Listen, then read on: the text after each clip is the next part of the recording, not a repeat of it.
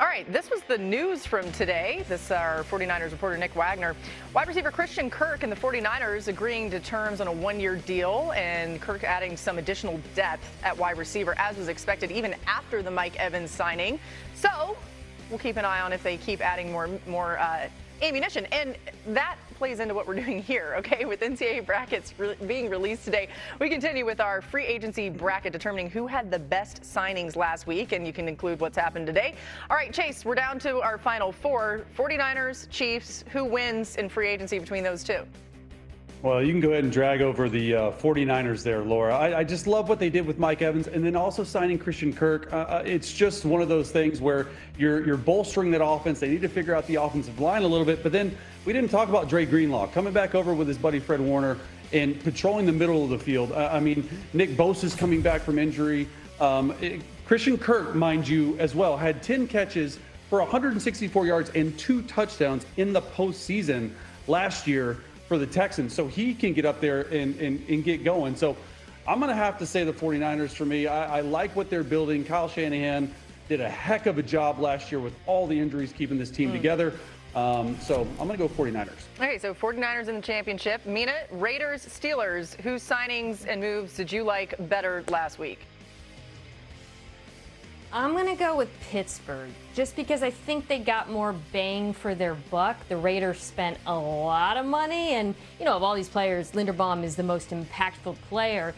But when I think about what the Steelers had to work with and the areas in which they improved, I just really like what they did.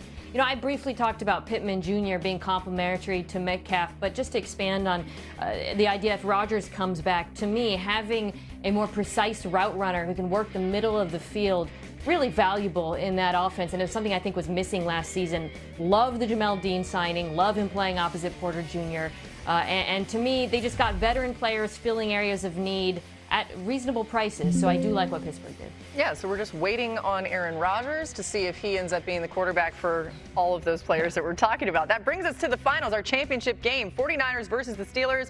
Chase, who has the edge in your mind? Mina, we got to go the 49ers, right? It's shaking her head. It's a yes. Yeah, and it's look, the Niners. It's everything that they've done. It's not just one move. It's not Mike Evans, not trading for Osa. It's not Dre Greenlaw, Hobbs, Christian Kirk. Although the Christian Kirk, in my opinion, sort of put it over the edge, because I can envision him ever since we talked about it on the show, just in the slot, right? When you need a first down, when you need a touchdown, still really good versus man coverage. But just overall, to me, it's got to be the 49ers. Yeah, Chase, this entire time when you've been talking about the Niners, I've been off camera nodding. They were my pick for the best free agency that I sent to the producers this morning. So I'm in total agreement there. I'm going to talk about another player, Osa Odighizuwa, they traded for. You know, the Niners have been really looking for this pass rushing 3-tech, frankly, since DeForest Buckner, right? I mean, Eric Armstead has moments, but you tried to get Javon Hargrave. That didn't work out. It was a glaring area of need, pardon me, this season as well. And Osa was really just kind of the odd man out in Dallas after they added Kenny Clark and obviously traded for Quinn Williams. But over the last 3 years, he ranked 6th in ESPN's pass rush win. I wouldn't say he's a plus run defender, but they did draft Alfred Collins last year. But to me, Bosa comes back healthy. You got Bosa and Osa next to each other. That pass rush is going to look much better than it did last season. And as a whole, I agree. I share all of your sentiments. I really like what San Francisco did. All right, so in our championship, the 49ers win. And if you're just tuning in right now, you're like, what is this bracket? It's our free agency bracket, people, so that we're not like putting these two teams up against each other, although we kind of are. Adam, how'd we do here? 49ers win our free agency bracket. Well, here's no problem with that. And again, it's not just the free agents they're getting. Think of who else is coming in. They get back Nick Bosa, as Mina pointed out. They get back Mikael Williams, their first-round draft pick from last year. They get back Fred Warner from injury. They get back George Kittle from injury. So there are a whole bunch of reinforcements that are coming into San Francisco that should make that team pretty good this upcoming season, should be competitive again, although they still have the Trent Williams situation lingering out there right now. That has not been resolved yet. We're waiting to see how that does get resolved.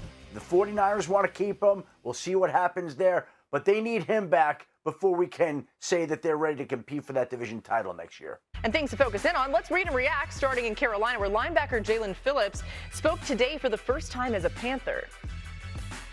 But ultimately, Panthers just they came with more attractive offer. And, clearly that just shows the belief they have in me, and the belief they have in their team. They're willing to invest in, pieces to try to take this team to the next level. So, yeah, it came down to it, but ultimately it was kind of a no-brainer to come to the Panthers. Mina, the Panthers made a lot of big moves. What are your thoughts on what they did in free agency? Premium prices for premium players. I know folks were surprised by Phillips' $30 million a year given the sack production or lack thereof, but this is a complete edge and a perfect fit for their defensive coordinator, Ejiro Evero's defense, which has a lot of similarities to Vic Fangio. Wants to defend the run with light boxes, wants to rush with 4. Phillips, to me, allows him to do both of those things. I really loved, by the way, the signing of Rasheed Walker, the tackle from Green Bay, because Ike Ekwonu got hurt in the playoffs. This was a need for them. And to bring in Walker on like a $10 million contract, I thought was a massive bargain. So premium prices elsewhere, but they got a really great deal there. And in whole, I think this team got a lot better. Kyler Murray spoke last week after signing a one-year deal with the Vikings. Take a listen to what he had to say about working with Kevin O'Connell. I know he's had a tremendous amount of success with multiple different quarterbacks. I know what my skill set brings to the game. I know what I'm capable of. And I think that, again, like I said, I'm ready to come in and compete. And I can't wait to be under his tutelage and, like I said, get to go to war with not only Jets, but him too. Adam, what more can you tell us about Kyler Murray's situation in Minnesota? Listen, he went to where he felt like he was putting himself in the best situation for the coming season. The Cardinals are paying him $36.8 million. The Vikings are paying him veteran minimum, about $1.3 million. He is a cost-effective option for the Minnesota Vikings, and if he shines the way that, say, Sam Darnold did in Minnesota, he's setting himself up to be a sought-after free agent a year from now when the Vikings are not allowed to put their transition or franchise tag on him. That's part of the contract and part of the agreement of going to Minnesota. Kyler Murray chose where he thought he could shine. Hey, last week, Tua Tagovailoa signed with the Falcons as another option at quarterback with the question mark of Michael Penix Jr.'s status. And let's just talk about what they have on this Atlanta offense. I mean, there's a lot there, okay? So Tua is going to be, when he gets a chance to play, looking at these guys, right? Bijan Robinson, who I still think probably hasn't gotten his due in the NFL, despite the fact that he's led the NFL with 2,298 yards from scrimmage in 2025. Drake London, Kyle Pitts returns. When you think about what's going to be at Tua's disposal, Chase, what do you think his prospects are fit-wise in Atlanta? Yeah, I mean, I really like the fit. It's going to be interesting to see him in Stefanski's offense under center because he's so much of a shotgun, quick game type quarterback. With McDaniel, I thought Tua played really well at times, and then there were times where you're scratching your head when he's had to get to his third and fourth progression, and he was knocked off the spot at quarterback. So he's very much a timing quarterback. He likes that offense. It's a very winnable division, and this is probably the best spot for him to go learn under Stefanski. If Michael Penix Jr. isn't ready, who knows? He might have a really good training camp when they're competing or whatever is happening. He might win that job, but like you said, Laura, those three weapons with Bijan, Kyle Pitts, and Drake London, that's really, really good for a quarterback coming off from Miami. Yeah, I mean, there were some people who were down on this. When you think about Tua's skill set and what we're talking about here, who he's going to have at his disposal offensively, how do you think this is going to play out? Well, first, I'm not going to be down on anything if it's $1.3 million. It's fine. But as far as his fit in Atlanta, Chase, you said something that I've been kind of puzzling over, thinking through, which is the lack of play from under center. You bring in Kevin Stefanski and you see the vision with Bijan Robinson under center, outside zone. And now they got two quarterbacks who haven't really played under center very much in the NFL.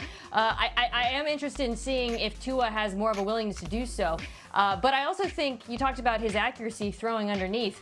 You got some real potential here for a really effective yak-based offense, right? With, of course, Bijan Robinson as a pass catcher, but also even Drake London from the slot, slants, Kyle Pitts as well. And we know Tua can be an effective distributor. It does have limitations. There's a reason why he was available at that price. But I would be interested in seeing what Kevin Stefanski can do with him, particularly on the short to intermediate part of the field. Yeah, great point about some of the similarities between those two quarterbacks. But coming up, Trey Hendrickson has found a new Yeah, that's a good reminder, too. Trent Williams, keep an eye on what happens there over the next few months. Okay.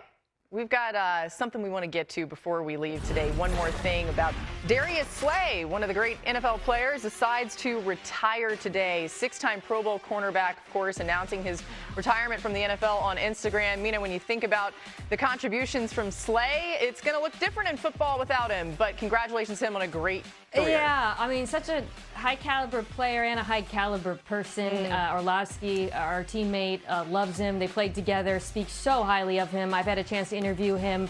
Obviously played on some very impactful playoff teams, Super Bowl teams, but he, to me, really, really amazing NFL career.